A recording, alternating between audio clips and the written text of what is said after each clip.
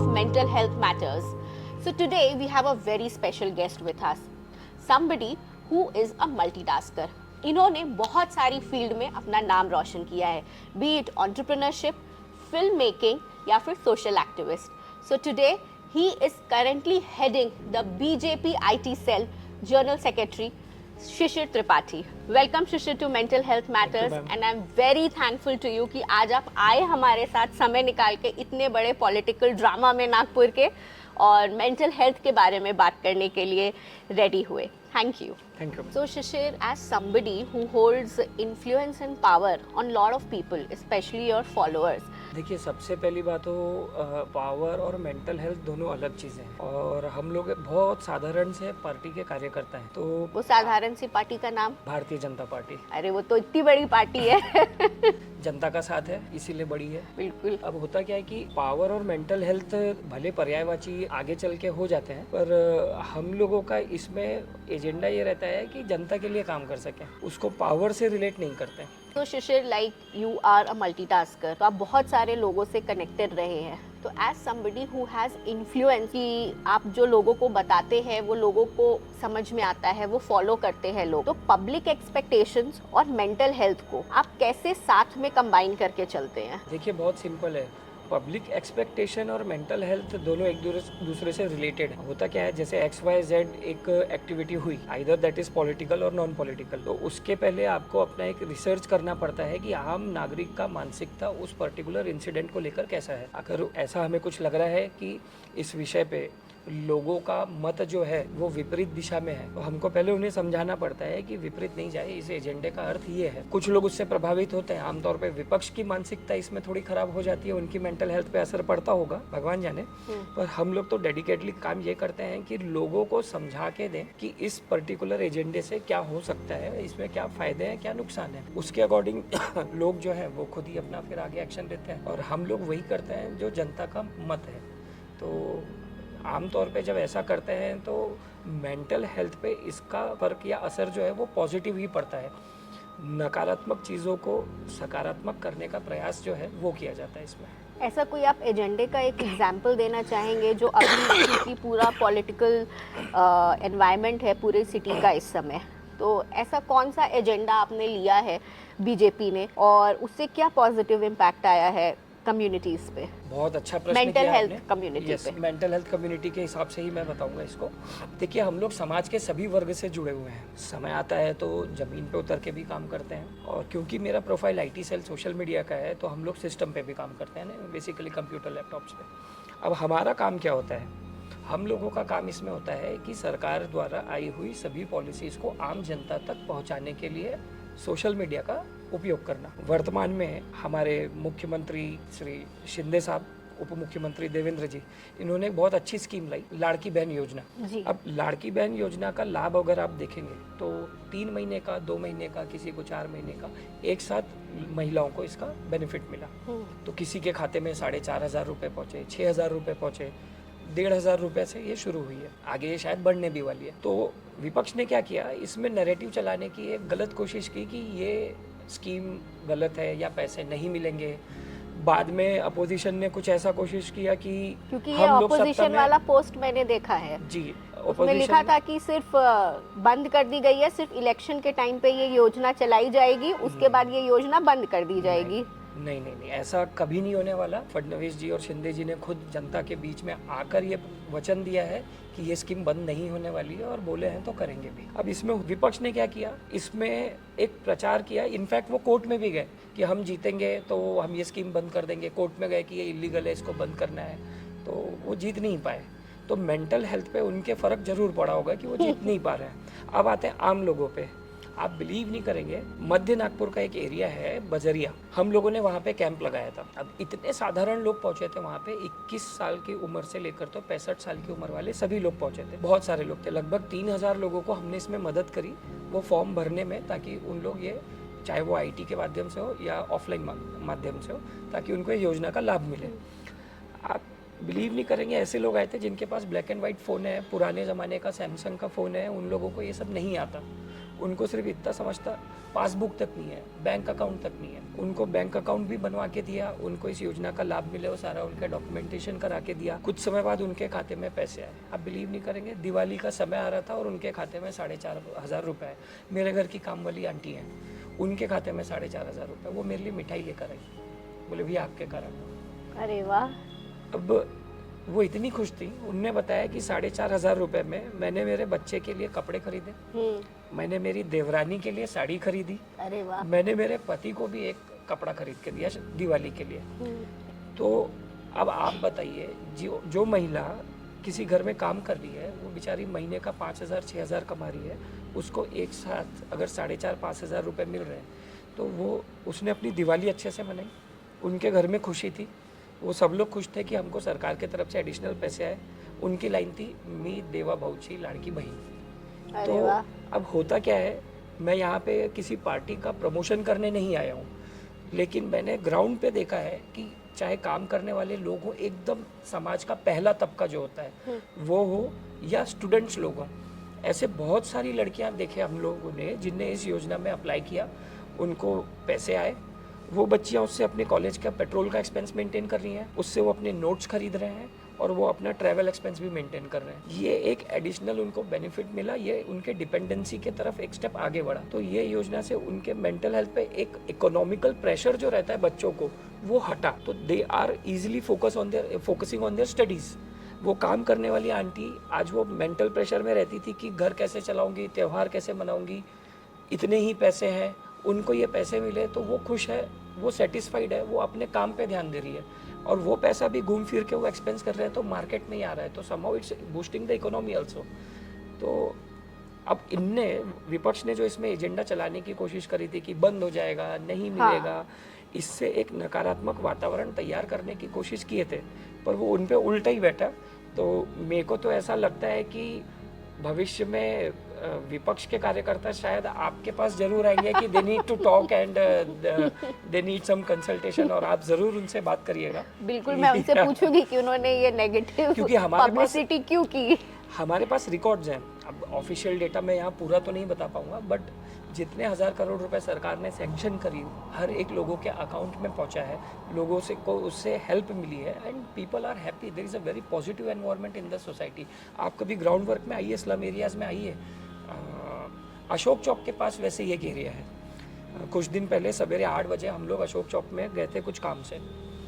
वहाँ पे तो आई वॉज शॉक टू सी, आंटियाँ लोग खड़ी थी, मेरे फ़ोन में वीडियो है, मैं आपको दिखाऊंगा भी। 8-10 आंटियाँ खड़ी, उनने अपफ्रंट हमको बोला कि हमको किसी योजना का लाभ नहीं होना, हम उतने सक्षम हैं, but will vote for BJP. 2 आंटियों ने बोला हमको ये योजना का लाभ मिला है, इससे हमको सपोर्ट मिल रहा है हमारा घर चलाने को। बुजुर्ग आंटी थी 60 के आसपास की, वयोश्री योजना एक होती है, उनको उसका लाभ मिला। तो बोले इसका लाभ मिला है, अब मैं सक्षम हूँ, मेरी एक प्रकार की पेंशन चालू हो गई। बोले हर मंथ जो आती है। हर मंथ जो आती है। तो बोले वो एक बुजुर्ग महिला जो किस तनाव में रहती होगी, सोचिए कि उनको दवाई खरीदने के भी पैसे नहीं है। 700 रुपये का महीने का दवाई का खर्चा है, अब वो उनका मेंटेन हो रहा है। अब वो हैप्पीली अपना काम कर सक रही हैं, रिटायर्ड हो चुकी हैं, बुजुर्ग हैं, माला ही जपना होगा, बैठी आराम से अपना माला जपते रहेंगी, उनका दवाई का खर्च सरकार उठाएगी। तो ये सब एक पॉजिटिव वातावरण का निर्माण सरकार कर रही है। इससे भी आपकी मेंटल हेल्थ पे बहुत बड़ा फर्क पड़ता है। ये एकदम से नहीं दिखेगा, ये जो भी प्रोसेस है ये 1-2 साल की नहीं है, it will take time. Eventually with time आप देखेंगे कि there is good change in the society.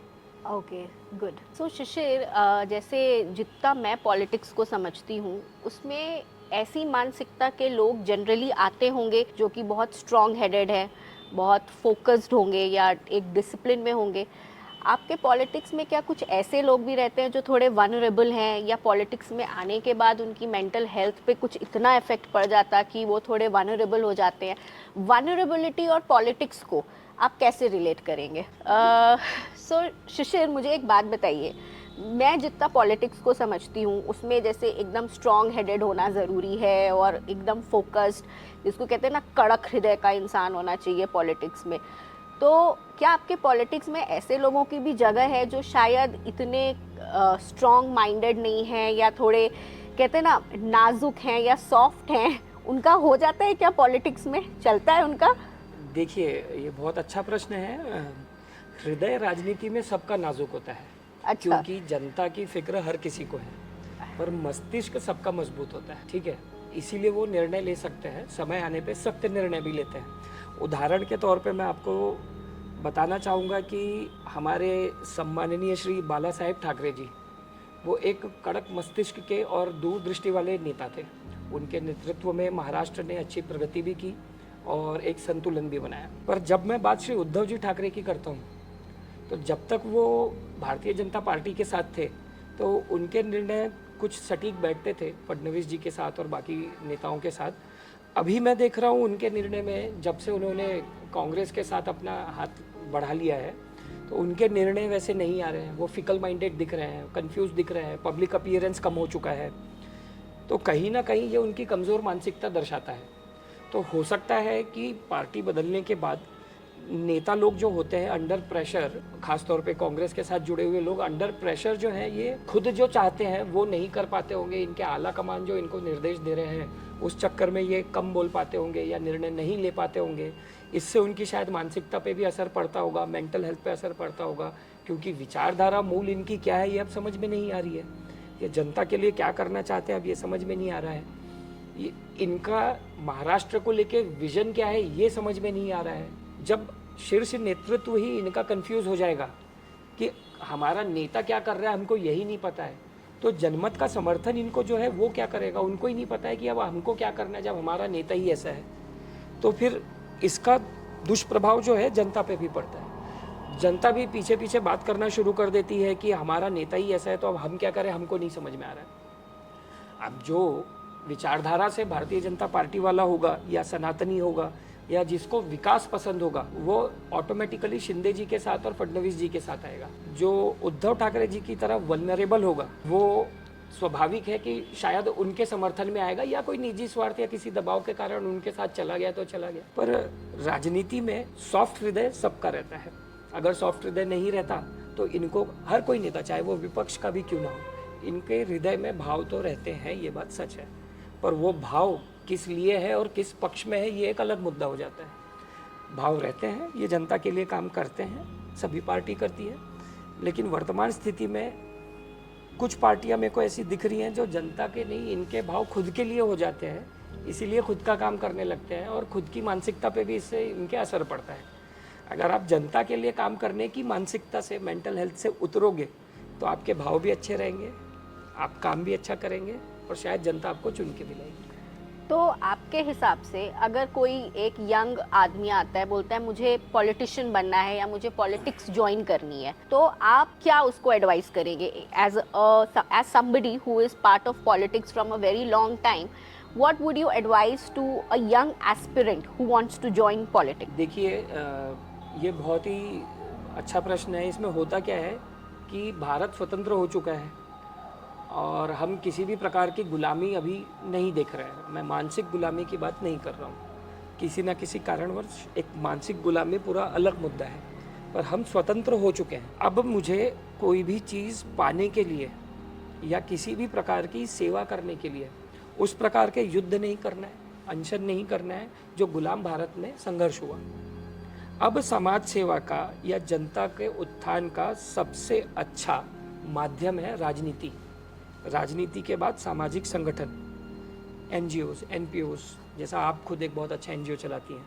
तो आप अगर जनता की सेवा करना चाहते हैं, चाहे वो कोई भी माध्यम से हो, आप एक पोर्टल, एक डोमेन पकड़ लीजिए।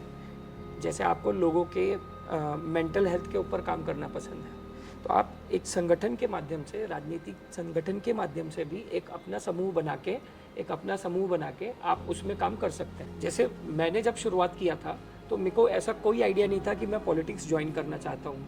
वो समय के साथ होता चला गया। फिर मुझे समझ में आया कि मेरा एजुकेशन और मेरी चीज़ें ये इस दिशा में जा सकती हैं, तो आई स्टार्टेड वर्किंग। मैं लोगों के लिए काम करता था, धीरे धीरे I started working for Bhajpa, BJP.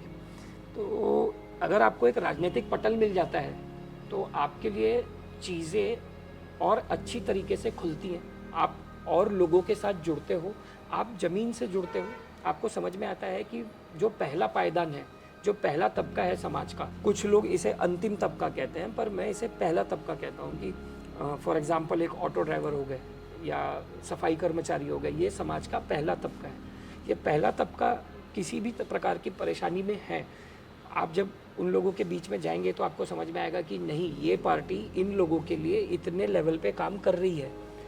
अब आपको जब समझ में आएगा कि इन लोग ऑलरेडी इतने लोगों से जुड़े हैं और हमको इनके लिए, अगर इनकी मेंटल हेल्थ के लिए कुछ मॉड्यूल रन करना है, तो आपको एक प्लेटफॉर्म मिल जाता है, तो उस प्लेटफॉर्म पे हम काम कर सकते हैं। तो राजनीति में सबसे बेटर ये होगा कि आप किस दिशा में बढ़ना चाहते हैं और आपका उद्देश्य क्या है। इसके साथ इसमें उम्र का कुछ नहीं रहता, कोई भी एज में आप चालू कर सकते हैं और मेरे हिसाब से तो सबने करना चाहिए। Okay, thank you.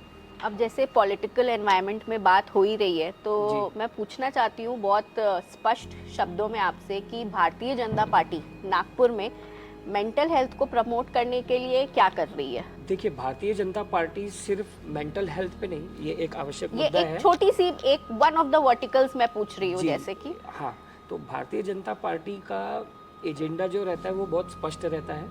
हम लोग ज़मीन से जुड़े कार्यकर्ता हैं और हमारे शीर्ष नेतृत्व जो हमको निर्देश देता है, हम उस प्रकार से काम करते हैं। मेरी खुद की एक संस्था है, मैं उसमें भी काम करता हूँ, पर अभी भारतीय जनता पार्टी की हम बात करेंगे।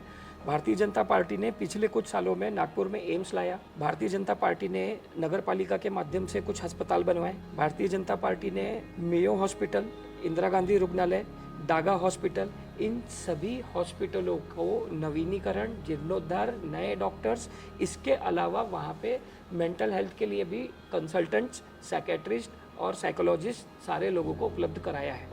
सिर्फ मानसिक, किसी भी प्रकार का मानसिक वेदना झेलता हुआ व्यक्ति या फिर किसी भी प्रकार का इलाज करने वाला व्यक्ति हो जिसको आवश्यकता हो, भारतीय जनता पार्टी ने हर किसी व्यक्ति के लिए मेडिकल सुविधाएं उपलब्ध कराई हैं। पिछले कुछ समय से एक बहुत अच्छा परिवर्तन भारतीय जनता पार्टी ने ये जरूर लाया है, इसमें सोशल मीडिया का भी बहुत बड़ा हाथ रहा है कि लोग इसको एक स्टिग्मा समझते थे और इसमें बात करने को डरते थे, पर एक पॉजिटिव वातावरण का निर्माण हुआ है। इस वातावरण के कारण अब लोग बात कर रहे हैं। अब आपको डॉक्टर्स अवेलेबल हैं, बहुत सारे स्कूलों में आप देखेंगे कि डॉक्टर्स अवेलेबल हैं, वो भी बच्चों से बात करते हैं मेंटल हेल्थ को लेकर, चाहे वो लड़के हो, लड़कियां हो या और कोई भी जेंडर हो। तो बीजेपी ने एक ऐसा एनवायरनमेंट जरूर क्रिएट कर दिया है जहाँ पे आप खुल के बात कर रहे हैं। बात करने के अलावा अगर आपको उपचार की आवश्यकता जिस प्रकार की पड़ रही हो, चाहे वो डिस्कशन की हो, चाहे वो मेडिसिन्स की हो, चाहे वो किसी और प्रकार की हो, तो वो आपके लिए उपलब्ध है, और वो भी हर तबके के लोग के लिए, चाहे एक गरीब व्यक्ति हो या अमीर व्यक्ति हो। इसमें आपको भेदभाव नहीं दिखेगा कि अमीर है तो उसको दवाइयाँ इजीली अवेलेबल है या ये उसको मेडिकल हेल्थ इजीली अवेलेबल है। आप देखेंगे एम्स में हर प्रकार का इलाज एक गरीब व्यक्ति को भी मिल रहा है, वो भी उच्च स्तर का, वही इलाज एक अमीर व्यक्ति को भी मिल रहा है उसी स्तर का। तो इसमें किसी भी प्रकार का भेदभाव ना करते हुए मेंटल हेल्थ के लिए भी और बाकी हेल्थ के लिए भी बीजेपी ने अच्छे काम किए हैं नागपुर में। That is very nice to hear Shishir, thank you. हो गया शिशिर, एक चीज़ मैं आपसे पूछना चाहूँगी कि आप लोग अपनी पार्टी में मेंटल हेल्थ को खुद में, आपस के वर्कर्स में, अपने लीडर्स के साथ कैसे, क्योंकि इलेक्शन का टाइम है, बहुत अग्रेसिव कैंपेन है हर पार्टी का, आप देख ही रहे हो सोशल मीडिया पे कितना कुछ नेगेटिव आता है आपकी पार्टी के लिए, कभी किसी दूसरी पार्टी के लिए। इतने प्रेशर में आप सब कार्यकर्ता एक दूसरे का साथ मेंटली कैसे देते हो? फिजिकली और सब कुछ तो कर ही रहे हो, बट एक दूसरे को संभालना आप क्या करते हो उसके लिए? पार्टी में इनसाइड स्टोरी क्या है मेंटल हेल्थ को स्ट्रॉन्ग और सेन रखने की, कि कहीं कुछ कई बार कई लीडर्स क्या कुछ भी बड़बड़ कर देते हैं कैमरे पे, फिर कितने रेपरकशंस आते हैं उसके, तो उस प्रेशर को आप लोग कैसे हैंडल करते हैं? ये बहुत ही इनसाइड क्वेश्चन पूछा है आपने। मैं बहुत कोशिश करूंगा कि मैं इस क्वेश्चन के साथ जस्टिस कर सकूं। जैसे कि एक दो मैंने देखा है कि साक्षी महाराज हैं, हमेशा इंटरव्यू देते हैं तो कुछ ना कुछ एक दो बातें ऐसी बोली देते हैं।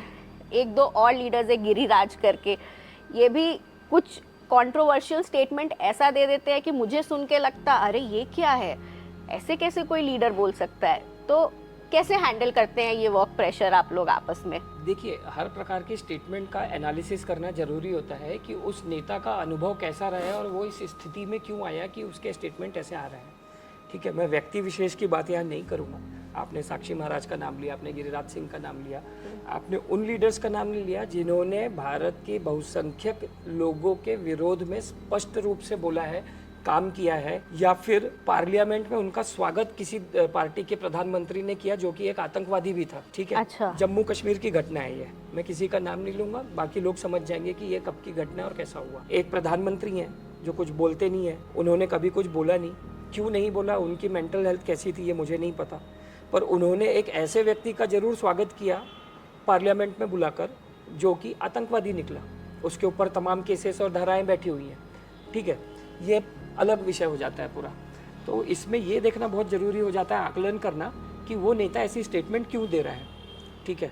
अब आपका स्पेसिफिक प्रश्न था कि भारतीय जनता पार्टी के कार्यकर्ता ये तनाव कैसे हैंडल करते हैं। तो सबसे पहली बात कि भारतीय जनता पार्टी जो है, इसके कार्यकर्ता किसी भी प्रकार के तनाव में कभी रहते ही नहीं है। हमारी पार्टी हमारा एक परिवार है। रिगरस कैंपेन में, प्रेशर में कोई प्रेशर नहीं रहता आप लोग को? किस प्रकार का प्रेशर? देखिए, प्रेशर वो लेता है जिसके मन में कोई नकारात्मक भाव हो। आपका वातावरण, आपके आसपास का वातावरण, आपका सर्कल कैसा है, ये इस पे निर्भर करता है कि आप पे कितना तनाव आएगा, ठीक है। हमारी भारतीय जनता पार्टी में, आपकी जानकारी के लिए बताता हूँ, एक पूरा सेल है जिसको बोलते हैं वैद्यकीय आघाड़ी सेल, ठीक है। भारतीय जनता पार्टी के अलग अलग आयाम हैं, जैसे युवा मोर्चा हो गया, युवती मोर्चा हो गया, ओबीसी आघाड़ी हो गई, आईटी सेल हो गया, उसी प्रकार से वैद्यकीय आघाड़ी भी है, लीगल सेल भी है। अगर किसी को आवश्यकता है किसी भी प्रकार के हेल्थ से रिलेटेड डिस्कशन की या फैसिलिटी लेने की, that includes medical health as well, तो हमारी आघाड़ी में ही इतने डॉक्टर्स हैं कि हमारे एक भी कार्यकर्ता को किसी भी प्रकार की तकलीफ है तो डॉक्टर खुद खड़ा है उसके परिवार में, क्लिनिक छोड़ दीजिए आप, परिवार में खड़ा है। इसके अलावा हम लोग संघ शिक्षित भी होते हैं। आप लोग देखेंगे कि संघ की शिक्षा में ये सवेरे हम लोगों को सिखाया जाता है, हालांकि ये सभी लोगों को सिखाया जाता है, आजकल तो स्कूलों में भी सिखा रहे हैं कि 10 मिनट सही पर योगा करो, ठीक है। सवेरे उठ के योगा करो, आपकी डाइट, आपका ब्रेकफास्ट क्या हो रहा है ये मेंटेन रखो। तो ये सारी चीज़ें आपको तनाव से वैसे भी दूर रखती हैं। अब इसमें आते हैं राजनीतिक उठापटक पे जो आप कह रही हैं, ठीक है। तो राजनीतिक उठापटक का कुछ समय के लिए ज़रूर तनाव आता होगा कि यार इस व्यक्ति ने ऐसा कर दिया, लेकिन हम लोगों को कुछ बेसिक चीज़ें बताई जाती हैं जो समय के साथ हर एक भारतीय जनता पार्टी का कार्यकर्ता जो है वो सीख जाता है। 3 शब्द हैं सिर्फ, राष्ट्र प्रथम, पार्टी द्वितीय, व्यक्ति अंतिम। जहाँ ऐसी कोई भी घटना हो रही है जो लगता है कि ये अप्रिय घटना है, चाहे वो मानसिक स्तर पर हो, राजनीतिक स्तर पे हो या किसी भी प्रकार के, तो उसका आकलन हम करते हैं कि क्या ये राष्ट्र हित में है। अगर राष्ट्र हित में नहीं है तो हम उसका विरोध करेंगे, अगर वो राष्ट्र हित में है तो हम सब वहाँ पे उसका समर्थन करेंगे। राष्ट्र हित के बाद आता है पार्टी, राष्ट्र हित के बाद क्या ये पार्टी के भी हित में है, पार्टी के बाद आता है व्यक्ति। व्यक्ति मतलब उस पार्टी से जुड़ा व्यक्ति जो कि कोई पदाधिकारी हो। अगर इस समीकरण में वो बैठ रहा है, एक बार का व्यक्ति के हित में नहीं भी हो, पार्टी के हित में नहीं भी हो, पर अगर वो राष्ट्र के हित में है तो आपको भारतीय जनता पार्टी का छोटे से लेके बड़ा कार्यकर्ता उस सख्त निर्णय के पक्ष में बोलते हुए दिखेगा। चाहे वो धारा 370 का उदाहरण हो, चाहे वो 1990 का नरसंहार हो कश्मीर में, चाहे वो किसी एक बड़े नेता से द्वारा करवाए गए दंगे हों, 84 के इंसिडेंट के बाद महिला नेता थी, ठीक है। ये सारी अप्रिय घटनाएं हुई हैं, इसका असर भी पड़ा है, पर उसको ओवरकम करते हुए एक सकारात्मक वातावरण बनाया गया है। शिशिर, एक ना मैं ना बचपन से टीवी में देखती आ रही थी कि जब भी पार्लियामेंट का कुछ भी सेशन होता है तो एक ऑपोजिशन होता है और एक जो टीम अभी पावर में है वो रहती है रूलिंग पार्टी। वो दोनों आपस में लड़ाई झगड़ा बाती जोर जोर से ऐसे ऐसे ऐसे तो आई वांट टू नो, कई बार बहुत ज़्यादा अग्रेसिव हो जाता है वो एनवायरनमेंट, कई बार I have seen some sort of little bit of fights also that happen. So as a viewer मुझे लगता है ये ऐसे हमारे लीडर्स कैसे पॉलिटिक्स क्या है, ये देश को चला रहे हैं और आपस में झगड़े चल रहे हैं। एज अ व्यूअर मेरे ऊपर नेगेटिव इम्पैक्ट आता है, आप इस चीज़ को कैसे एक्सप्लेन करेंगे? क्योंकि बहुत सारे लोगों पे ये इम्पैक्ट आता होगा कि अरे ये तो लीडर्स हैं, दिल मस्तिष्क सब इनका सिंक्रोनाइज्ड होना चाहिए, ये क्या हो रहा है हमारे आगे? देखिए, होता क्या है कि अगेन आपके प्रश्न बहुत सिलेक्टिव है, मैं जैसा देख रहा हूँ सामने पूरी सूची पड़ी हुई है। और मान लीजिए उदाहरण के तौर पे आप किसी एक घटनाक्रम की बात कर रहे हैं जहाँ पे 2 नेताओं के बीच में संघर्ष या किसी प्रकार की लड़ाई हो गई पार्लियामेंट संसद भवन के अंदर। उसका कारण क्या था? ठीक है, कारण क्या था, मतलब हम कोशिश कर रहे हैं समझने की कि कारण क्या है। ये पूरा होता है एजेंडा ड्रिवन। ठीक है, एक पार्टी जिसने 370 को इतने साल तक प्रभावी रखी, आपको पता है आप और मैं जम्मू कश्मीर में एक जमीन का प्लॉट नहीं खरीद सकते जी। उसका कारण है 370। इसी देश के नागरिक अपने ही देश में अगर चाहें तो उस जगह पे प्रॉपर्टी नहीं खरीद सकते। क्यों? जम्मू कश्मीर का व्यक्ति वहां पे खरीद सकता है, जम्मू कश्मीर का व्यक्ति भारत के किसी भी कोने में खरीद सकता है। ऐसे बहुत सारे लीगल अड़चन थी। भारतीय जनता पार्टी ने अपने मैनिफेस्टो में मेंशन किया था कि वो अगर बहुमत के साथ सरकार में आए तो 370 को तत्काल खत्म करेंगे। भारतीय जनता पार्टी ने ये काम किया भी, पर जब उन्होंने ये काम किया तो बहुत सारे नेताओं की राजनीतिक रोटी सिकना बंद हो गई। बहुत सारे नेताओं को जो लाभ उससे एडिशनल मिल रहे थे, जो वीटो पावर्स वो एंजॉय कर रहे थे, वो सारे उनके हटने लगे, तो वो विरोध करने लगे। अब वो विरोध एक सीमा तक करना सही होता है, उन्हें विरोध की सीमाएं लांघ दी। अब लांघी ऐसी कि अगर वो संसद भवन में मारपीट करने पर उतर आ रहे हैं या उस एजेंडे के तहत किसी और से मारपीट करवा रहे हैं, तो ये उनकी छोटी बुद्धि दर्शाता है और कुछ नहीं। संसद की जो गरिमाएं हैं उसे बनाए रखना चाहिए। हालांकि ऐसे इंसिडेंट आप देखेंगे तो सिर्फ भारत में नहीं दिखेंगे आपको, कुछ दिन पहले कनाडा में भी हुआ था। देश दुनिया का सबसे बड़ा डेमोक्रेटिक और डेमोक्रेसी का उदाहरण एक अमेरिका भी होता है। अमेरिका में तो लोगों ने पार्लियामेंट में, व्हाइट हाउस में घुस के हमला बोल दिया था डोनाल्ड ट्रंप के समय पे, तो वो भी एक ऐसा जघन्य अपराध की तरह ही माना जाएगा। तो आप देखेंगे कि दुनिया के हर कोने में संसद भवन पे इस प्रकार के लोगों ने अपने अपने मत रखने के लिए हिंसा का उपयोग किसी न किसी प्रकार से किया है। हालांकि ये नहीं होना चाहिए, पर जब किसी एक पार्टी का एजेंडा पूरा नहीं होता है तो वो इस प्रकार के हमले पे उतारू हो जाते हैं। तो शिशिर, अब मैं तो व्यूअर हूँ, मैं तो यही देखूंगी कि अरे ये हमारे लीडर्स हैं, इनको हमने वोट में लाया। अब जिसको कहते हैं ना, every vote counts, this is how we promote during elections. What would you like to say जो देख रहा है, क्योंकि जो आप अंदर की बात जानते हैं वो मैं नहीं जानती, वो हर एक व्यूअर नहीं जानता, तो आप उनको क्या बोलेंगे कि वो इस चीज़ को कैसे ले, जो वो देख रहे हैं वही वो कंज्यूम कर रहे हैं, वो इस चीज़ को कैसे ले? क्योंकि पॉलिटिक्स को लेकर आजकल बहुत कई बार नेगेटिव भी माइंडसेट हो जाता है लोगों का। उस चीज़ को आप कैसे ठीक करने का कुछ उपाय बताएंगे? देखिए, कोई एक उपाय इसके लिए प्रभावी नहीं रहेगा।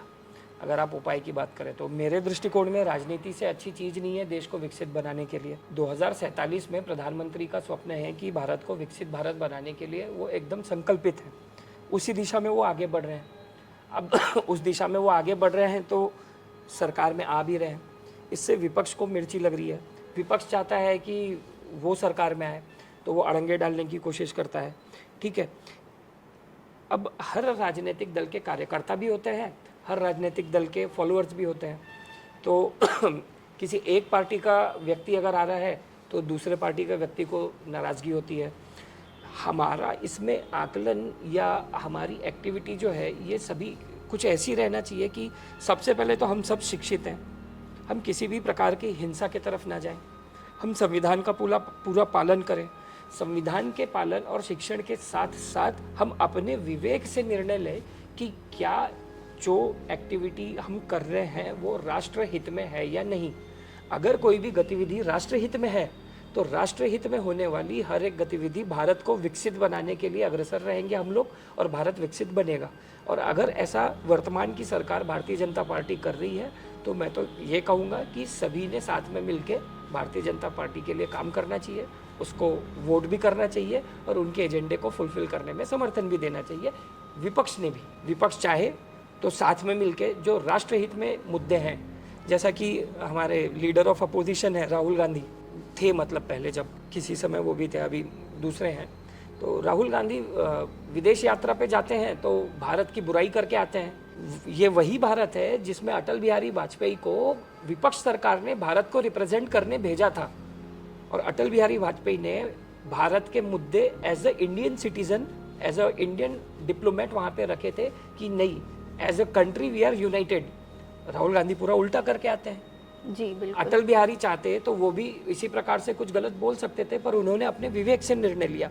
तो अगर बात राष्ट्रहित की आती है तो आप चाहे विपक्ष में रहे, आप चाहे पक्ष में रहे, चाहे आप निर्दलीय रहें, आपने राष्ट्रहित के अनुसार ही काम करना चाहिए। अगर ये पार्टी वैसा कर रही है तो मेरे जैसा युवा तो इसी पार्टी के लिए हमेशा काम करते रहेगा। तो अब चाहे इसमें फिर मानसिक स्थिति पे आपके असर पड़ रहा हो तो आप कंसल्ट करें। अगर आपकी मानसिक स्थिति स्थिर है, आप पे असर नहीं पड़ रहा है, तो आप विवेचन करें और देश के हित में काम करें। बहुत अच्छा, थैंक यू। अब हम आते हैं पर्सनल टॉक्स पे। ओके शिशिर, सो टेल मी समथिंग। अब काम की बातें तो बहुत हो गई, आपने बहुत बता दिया आप बीजेपी के लिए कैसे क्या, बहुत अच्छी अच्छी बातें। अब आप अपने बारे में बताइए कि आप शिशिर त्रिपाठी अपनी मेंटल हेल्थ के लिए क्या करते हैं। जी देखिए, मेंटल हेल्थ को मेंटेन रखना बहुत ज़रूरी है और मेंटेन रखने के साथ साथ उस पर बात करना भी बहुत ज़रूरी है। एक समय ऐसा भी आया था कि मैंने भी थोड़ा संघर्ष किया था, तो मेरे परिवार ने मेरी बहुत मदद करी उसमें। मतलब मैं ऐसा डिप्रेशन या एंजाइटी में तो नहीं गया, पर तनाव काफ़ी आया था। सबसे आवश्यक होता है आप बात करें, आपका आसपास का वातावरण अनुकूल है या नहीं, या वो कैसा है उसको समझें। आप नींद बराबर लें, नींद के साथ साथ, जो कि आइडियली मैं भी कम लेता हूँ, पर नींद लेना बहुत आवश्यक है। उसके बाद मेडिटेशन, और इन सब चीज़ों के कॉम्बिनेशन के ऊपर मैं रखता हूँ कंपार्टमेंटलाइजेशन को। कंपार्टमेंटलाइजेशन एक ऐसी चीज़ है जिसने मेरी हमेशा मदद किया है। जब मैं किसी राजनीतिक काम में हूँ उस समय मेरा फोकस उसी एजेंडे पे, उसी काम पर है। जब मैं मेरे पर्सनल काम पे हूँ उस समय मेरा फोकस उसी काम पे है। इन चीज़ों को मिक्स नहीं करें। अगर हम मिक्स करते हैं तब ये क्रिएट करता है थिंकिंग और ओवर थिंकिंग बेसिक। और जहाँ आपकी मिक्स थिंकिंग या ओवर थिंकिंग आई, ये आपको कोई भी दिशा में ले जा सकता है। इस समय आपके पास एक ऐसा व्यक्ति होना बहुत ज़रूरी है जो आपसे डिस्कस करे। आप अपने परिवार में डिस्कस करो, परिवार में नहीं कर सकते तो एक्सपर्ट्स के पास आओ, एक्सपर्ट से डिस्कस करो और उसके हल पे पहुँचो। तो मैं तो यूजुअली यही करता हूँ कि सवेरे उठते साथ 10 मिनट खुद के लिए ध्यान लगाता हूँ। ध्यान लगाने के बाद मेरा शेड्यूल कुछ ऐसा होता है कि न्यूज़पेपर पढ़ते हुए चाय पीता हूँ। तो न्यूज़पेपर में मेरे को डेली की एक्टिविटीज़ दिखती है कि आज क्या क्या हो रहा है या होने वाला है, और सवेरे ही तय हो जाता है कि मेरी मेंटल हेल्थ पे आज असर पड़ने वाला है या नहीं। उसके अनुसार फिर मैं अपना कंपार्टमेंटलाइजेशन जो है वो मेंटेन रखता हूँ कि आज मेरे को यहाँ इतना करना है और यहाँ इतना करना है। That's it. ओके, तो आपका कोई ऐसा रोल मॉडल है पॉलिटिक्स में जिसको आप अपना गुरु मानते हो, जिनसे आप इंस्पिरेशन लेते हो? राजनीतिक गुरु की अगर मैं बात करूं तो मैं आचार्य चाणक्य को मानता हूं। आचार्य चाणक्य ने बहुत उम्दा उदाहरण देश को दिया था कि ज़रूरी नहीं है, आप अंग्रेज़ी में आप लोग उसे नेपोटिज्म कहते हैं, कि राजा का बेटा ही राजा बनेगा। आचार्य चाणक्य ने उस प्रथा को खुला चैलेंज किया था और उस पर खरे भी उतरे थे। उन्होंने ये भी कहा था कि प्रत्यक्ष राजनीति में होना आवश्यक नहीं है, डायरेक्ट पॉलिटिक्स में होना इज़ नॉट मैंडेटरी। आप अप्रत्यक्ष राजनीतिक रूप से भी आ सकते हैं। आप ज्ञान आवश्यक रखिए, वरना आपके ऊपर राज करने वाला एक ऐसा राजा बैठेगा जो देश के पतन का और हानि का कारण बनेगा। तो अगर एक कमज़ोर प्रवृत्ति का व्यक्ति, उदाहरण के तौर पे मैं अरविंद केजरीवाल को कमज़ोर मानता हूँ कि वो एजुकेशनली स्ट्रांग है पर वो खलिस्तानियों के साथ दिखते हैं, कभी किसी ऐसे व्यक्ति के साथ दिखते हैं जो कि राजनीतिक रूप से निर्णय सही ना हो। वर्तमान में वो जेल भी जाकर आए, जेल में रहने के अलावा उनके ऊपर लिकर स्कैम, ये स्कैम, वो स्कैम उनके ऊपर लगा। तो राजनीतिक रूप से वो कमज़ोर दिखते हैं। तो ऐसे, जैसा एक उदाहरण दिया अरविंद केजरीवाल जी का, तो वो थोड़ा सा कमज़ोर दिखते हैं। अब भविष्य क्या होगा ये तो मैं नहीं जानता, पर आचार्य चाणक्य की कही हुई बातें अरविंद केजरीवाल पे या किसी भी राजनेता पे मेरे को स्पष्ट रूप से प्रभावी दिखती हैं। आचार्य चाणक्य के बाद स्वामी विवेकानंद को देखिए, वो तो संत प्रवृत्ति के व्यक्ति थे, सम्माननीय हैं, गुरु हैं, और स्वामी विवेकानंद को मानने वाले अनुयायियों का एक बहुत ही लंबी सूची है। नागपुर में हम बात करें तो मैं गडकरी साहब से प्रभावित हूँ। गडकरी साहब एक ऐसे नेता हैं जो कि जात पात, पैसा, इन हर चीज़ से परे हैं। मैं उन्हें देखता हूँ, वो हर तबके के लोगों के लिए काम करते हैं। हज़ारों अपंग लोगों का ऑपरेशन उन्होंने करवा के दिया है, चाहे फ्री में या सरकारी सुविधाओं से या अपने खर्च पे। हज़ारों लोगों को चश्मे जैसी छोटी चीज़ें बांटी हैं। एक छोटा सा चश्मा जो कि 500,000 रुपये में आ जाता होगा, उससे लोगों की दिनचर्या पे कितना असर पड़ता है, कभी इमेजिन करके देखिए। गडकरी साहब ने इतनी छोटी सी चीज़ को भी देखा कि समाज में इसकी ज़रूरत है, उन्होंने ये करवा के दिया। तो ऐसी चीज़ों से मैं प्रभावित हुआ, गडकरी साहब से। एक बहुत लंबा समय गया है कि नागपुर के लोग बाहर वाली सिटीज से बात करने में थोड़ा सा हिचकिचाते थे। आज मैं कॉन्फिडेंटली बोलता हूँ कि मैं मेट्रो सिटी से हूँ, हम बेंगलोर पुणे को टक्कर देने जा रहे हैं। ये क्यों हुआ? तो ये हमारे नेताओं की दूरदृष्टि से हुआ। तो मैं गडकरी साहब को, फडणवीस जी को मानता हूँ, दयाशंकर तिवारी जी को मानता हूँ, संदीप जोशी जी को मानता हूँ। इन लोगों के काम करने के तरीके मुझे प्रभावित करते हैं। भविष्य में मैं इनके जैसा कुछ थोड़ा भी कर पाऊँ अगर, या मेरे जैसे जितने भी कार्यकर्ता हैं वो इनके पद चिन्हों पे चल के समाज के लिए थोड़ा भी कर पाए तो बहुत होगा।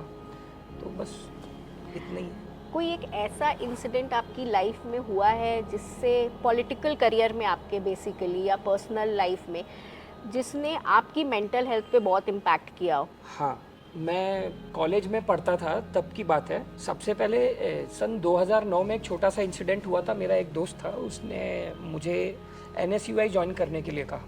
तो समहाउ मैंने इंटरेस्ट नहीं लिया। मैंने कॉलेज का स्टूडेंट, अब कॉलेज के स्टूडेंट यूजुअली दोस्त जहाँ चला गया चले जाते हैं, पर पता नहीं क्यों मेरे को मन नहीं हुआ, मैं नहीं गया। मैं 2010 में कॉलेज पास आउट हो गया। मैं पढ़ने में एक एवरेज स्टूडेंट था, ठीक ठाक था, बट कुछ इंसिडेंट्स ऐसे कॉलेज में भी हुए जिसने मुझे प्रभावित किए। मैं पास आउट हो गया था, मेरी डिग्री आने की थी, मैं किसी काम से मेरे कॉलेज पहुंचा था। मेरा नागपुर के ही एक लोकल कॉलेज से इंजीनियरिंग हुआ है। मैं कॉलेज में हूं और मेरे सामने एक बहुत ही जघन्य अपराध हुआ, बहुत गंदी दुर्घटना हुई। पूरे भारत में इसके चर्चे हुए थे, मोनिका किरनापुरे हत्याकांड, जो कि सन 2011 में हुआ था। ईश्वर उनकी आत्मा को शांति दे, उस परिवार को शक्ति दे। 4 अपराधियों ने मिस आइडेंटिटी के केस में, वो लड़कियां मुंह पे कपड़ा बांध के जाती हैं, वैसी एक कॉलेज की बच्ची मुंह पे कपड़ा बांध के कॉलेज जा रही थी, एग्जाम का टाइम था। 4 अपराधियों ने उसकी हत्या कर दी कॉलेज के गेट के सामने। उस गतिविधि ने मुझे झकझोर के रख दिया और उसका हम लोगों ने, कॉलेज के स्टूडेंट्स ने बहुत विरोध किया। हमारा विरोध प्रदर्शन कॉलेज में हुआ, कमिश्नर ऑफिस में हुआ, नागपुर के कुछ अलग अलग कोने और चौराहों पे हुआ। फिर वहाँ से मेरा एक राजनीतिक दृष्टिकोण बनता गया। मैं जिस कॉलेज में पढ़ता था उस कॉलेज के लोगों का भी मत वही था कि इसका विरोध होना चाहिए। हमें कॉलेज से समर्थन तो मिला, पर थोड़ा आंदोलन के बाद मिला। शायद किसी की मानसिकता कुछ और हो, किसी की कुछ और हो। वहाँ से मुझे कुछ राजनीतिक संगठनों का संदेश आया कि आप अच्छा काम कर रहे हो, साथ में जुड़ो। पर तब मैंने, आप न्यूज़पेपर में ये आर्टिकल पढ़ सकते हैं, हम लोगों ने एक नारा दिया था उस समय, we want justice, no politics. तो उस समय हम लोगों ने किसी भी राजनीतिक संगठन को उस आंदोलन में नहीं आने दिया था। पर समय के साथ मैंने देखा कि ये घटना 2011 की थी।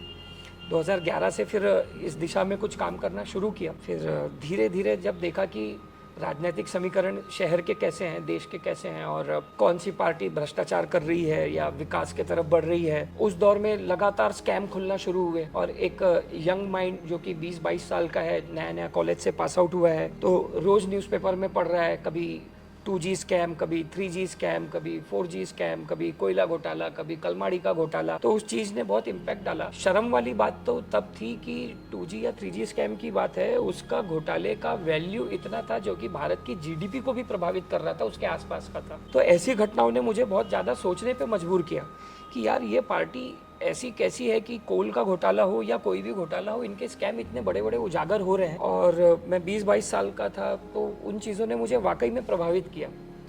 फिर उद्गम देखा नरेंद्र मोदी जी का, स्वामी रामदेव बाबा का, अन्ना हजारे का। उन लोग लोकपाल बिल का कैसा आंदोलन कर रहे हैं, मोदी जी अपनी स्पीच कैसे दे रहे हैं। तो धीरे धीरे मैं उसी प्रवाह में आता गया और लोगों के लिए काम करता गया और बीजेपी से जुड़ गया।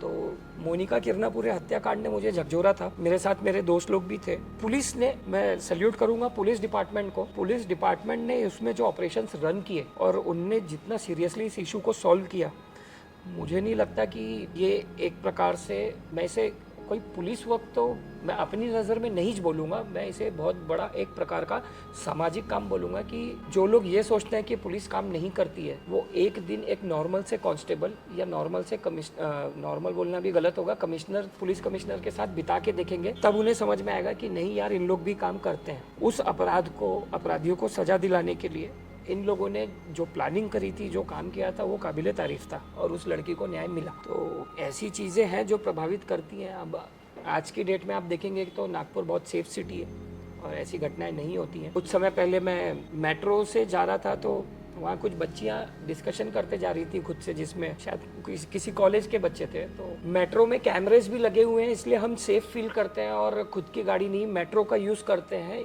ये रीज़न था उन बच्चियों का मेट्रो से ट्रैवल करने का, जो कि कभी हमने सोचा भी नहीं था कि कैमरेज लगे होना रीज़न हो सकता है मेट्रो में ट्रैवल करने का। तो ये छोटी छोटी चीज़ें जो प्रभावित करती हैं, क्यों पुरानी सरकार इन चीज़ों पे नहीं सोच पाई और क्यों अभी की सरकार ये कर रही है, तो डिफरेंस समझ में आता है। तो सकारात्मक और विकास के तरफ देखेंगे तो ऑलरेडी आप किसी उसी दल से जुड़ेंगे, और इन घटनाओं ने मुझे प्रभावित किया था कि मैं भाजपा के साथ जुड़ा। शिशिर, आपने आज हमें इतनी अच्छी अच्छी बातें बताई रिलेटेड टू मेंटल हेल्थ। हमारे देश के यूथ को, नागपुर के यूथ को, जो आजकल बहुत बहुत सारी चीज़ें बिना सोचे समझे कंज्यूम कर रहा है, उनको आप मेंटल हेल्थ के लिए क्या बोलना चाहेंगे? और अगर उनको कुछ इशू है तो आप उनको क्या एडवाइस देंगे कि आप कैसे कनेक्ट हो और उस इशू को सॉल्व करें? सबसे पहले तो आपका बहुत बहुत धन्यवाद कि आपने एक इतना अच्छा पॉडकास्ट शूट किया, लोग तक पहुँचे हम किसी ना किसी प्रकार से। अब होता ये है कि वर्तमान में एक छोटा सा उदाहरण दूंगा मैं इसमें। पुराने समय में शुगर जो बीमारी है उसे राज रोग कहा जाता था।